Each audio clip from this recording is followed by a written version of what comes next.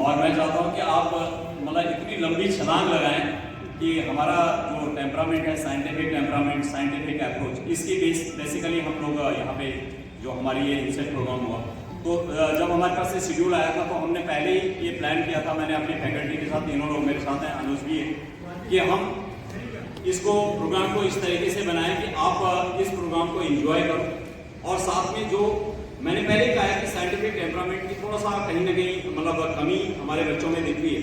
Science basically ऐसी चीज है कि everybody is applying science, everybody is using science. यहाँ तक कि जो गांव में यानी ऐसे हमारे साथी हैं, किसान हैं, परिवार हैं, या जो शिक्षा जिन्होंने ग्रहण नहीं की, वो भी साइंस का एप्लीकेशन करते हैं और उनको ज्यादा साइंस अप्लाइड साइंस उनके पास होती है। लेकिन आप क्योंकि लेबोरेटरी में काम करेंगे, लेबोरेटरी में आपके साथ बच्चे होंगे, टीचर्स होंगे, तो आप इस तरीके से कीजिए कि आपके यहाँ से जाने के बाद बच्चों को लगे यार सर तो कुछ स्पेशल यानी कुछ हमारे से जुड़े हुए हैं, उनका जो लगाव है, उनका सिखाने का जो तरीका है। तो अब आप अपनी लैब को फर्निश करेंगे। अगर आपको कुछ रिक्वायरमेंट है तो आप हेड ऑफ स्कूल से बात कीजिए, टीचर से बात कीजिए और उन चीजों को आप अपनी लैब में इक्विप कर लीजिए पूरी। लेकिन अगर आपकी लैब में कम भी सामान है, फिर भी अगर आप इन बातों का ध्यान रखेंगे, जैसे आपको जो चीजें बताई गई, तो आप उसको बहुत अच्छी तरह से करेंगे। और मुझे लगता है कि हमारी तीनों फैकल्टी जो है और अनुज ने ये जो आपका इंसेट प्रोग्राम चलाया, तो आई होप कि यू एंजॉयड दिस और आपकी लर्निंग अच्छी हुई है। और अगर आप अपने साथियों से पहले भी आप इस तरीके के प्रोग्राम किए होंगे, लेकिन आपको पहली बार इस तरीके से कॉम्पैक्ट प्रोग्राम जिसको कि कहते हैं, थोड़ा सा हमने इसको प्लान पहले कर लिया था। आपके आने से 3 दिन पहले हमने पूरे जो सेशंस थे वो प्लान कर लिए थे। हमने अपनी लैब को देख लिया था कि लैब में हम क्या करने जा रहे हैं। तो ये प्री प्लानिंग हमारी है और इसी कारण से हम इसको कर पाए। और आपको भी मैं रिक्वेस्ट करता हूं कि अगर आपकी कल आपके पास 6th क्लास आनी है तो आप आज देख लीजिए कि 6th क्लास को मुझे क्या करना है। और अनुज ने एक बहुत बढ़िया बात की है कि आप 9th 10th 11th 12th को तो हम सब देखते हैं, लेकिन 6 7 8 को जब आप टैग करेंगे, वो आपकी पौध है, जैसे पौध होती है ना, वो पौध है, वही आगे बच्चे नीट जाएंगे और इंजीनियरिंग में जाएंगे और वही आपके साइंटिस्ट बनेंगे। और ये तो आपको पता है कि हमारे देश का टैलेंट का तो कोई जवाब नहीं है। पूरे अमेरिका में हमारा टैलेंट है और जितने भी अच्छी अच्छी कंपनीज हैं, सीईओज हैं, अच्छे अच्छे साइंटिस्ट हैं, इंजीनियर्स हैं, तो वो हमारे देश में हैं। हमारे पास टैलेंट की कोई कमी नहीं है और आप लोग इस टैलेंट को सेव अप करने में बहुत इंपॉर्टेंट रोल प्ले कर सकते हो। तो आपको अपनी जो जिम्मेदारी है, मैं चाहता हूं कि जब भी आप अपनी लैब में जाएं तो आपका एक अलग से आपका एक तरीका हो। और अगर टीचर नहीं भी हैं तो भी आपके अंदर उभर सके।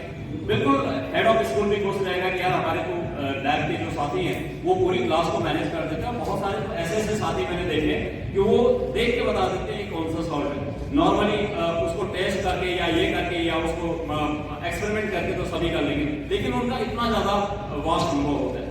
अब मैं ये चाहूंगा कि आप में से कुछ लोग जो हमारा ये 3 दिन का प्रोग्राम हुआ, 2 3 4 का, कुछ लोग थोड़ा सा अपनी फीडबैक देंगे 1 2 सेंटेंस में कि कैसे आपको लगा, आपकी यहाँ से लर्निंग क्या हुई, या आपको ये जो प्रोग्राम है इसके बारे में एक शब्द, एक सेंटेंस कुछ भी आप बोलना चाहें तो आप 2 3 4 5 लोग जरूर शेयर करें।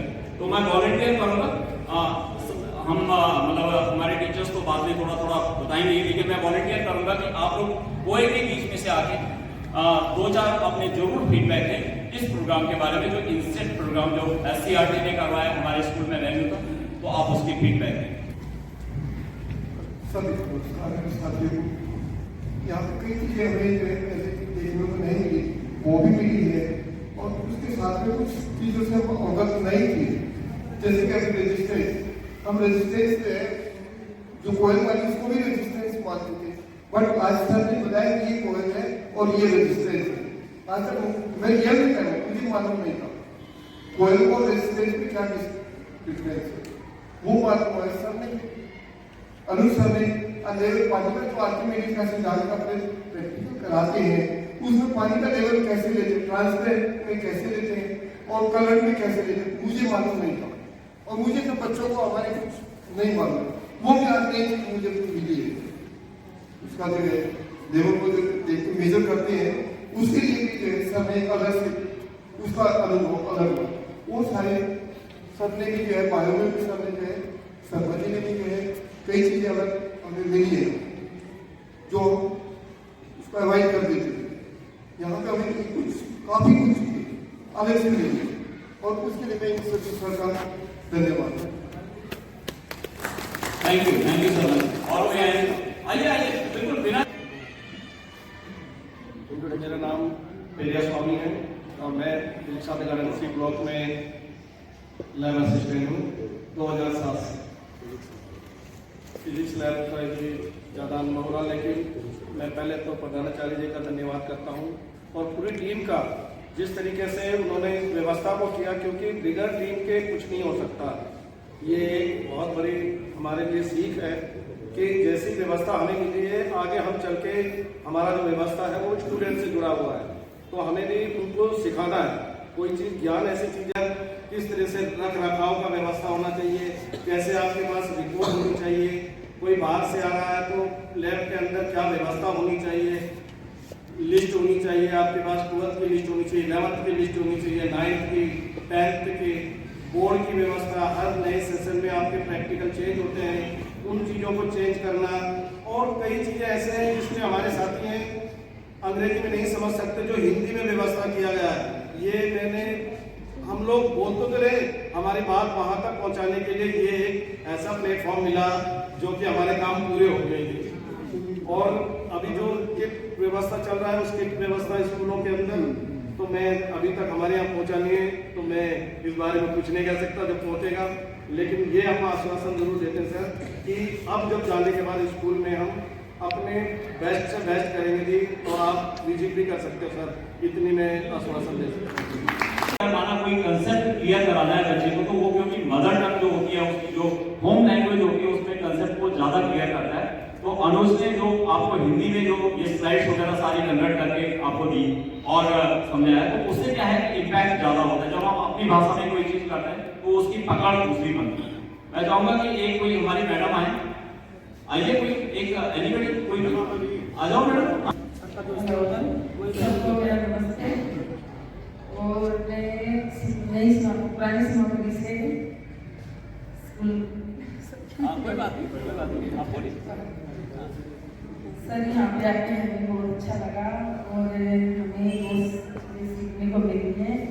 और मैं 2 साल से अभी लैब में रही हूँ, पहले से पहले लैब में रही थी मैं, और सर पहली बार ही मैं आई हूँ सेमिनार में, और अच्छा सब कुछ अच्छा लगा, बहुत अच्छा लगा सर। ट्रेनिंग के साथ ही और ट्रेनिंग के बाद, ठीक है। तो हम जब अगर किसी से जुड़ते हैं तो उससे 1-2 दिन के लिए नहीं जुड़ते, हम उससे एक यानी लाइफ लॉन्ग हमारा एसोसिएशन होता है, और यही एक अच्छी हैंड होल्डिंग है। तो हैंड होल्डिंग करने में आपको जब भी दिक्कत हो, जब भी कोई प्रॉब्लम हो, you can talk to my teacher, you can come to my lab. आप मेरी लैब में आ सकते हो। आज मैंने बगल के 1-2 स्कूल में मैं गया था, वहाँ एनुअल फंक्शन था, मैंने उनके टीचर्स को, उनके बच्चों को बोला अगर आपको जरूरत है, आपको आपके पास रिसोर्सेज की कमी, आप आइए, हम अपने बच्चों को होल्ड करके उनकी क्लास करवा देंगे। तो ये जो लर्निंग है ना, उसके बारे में कभी भी जो हमारी नई शिक्षा नीति है, उसने एक चीज, उसके 5 पिलर है, और उन पिलर में से एक है एक्सेस। एक्सेस का मतलब उपलब्ध होना चाहिए, कोई चीज, कोई भी सुविधा जो है वो उसको उपलब्ध हो। तो हमारे बच्चों को जो है ऐसा कभी ना हो कि उनके पास लैब की फैसिलिटी नहीं है, उनके पास टीचर नहीं है, रिसोर्सेज नहीं है, ऐसा कुछ नहीं है। जहां भी आसपास में रिसोर्सेज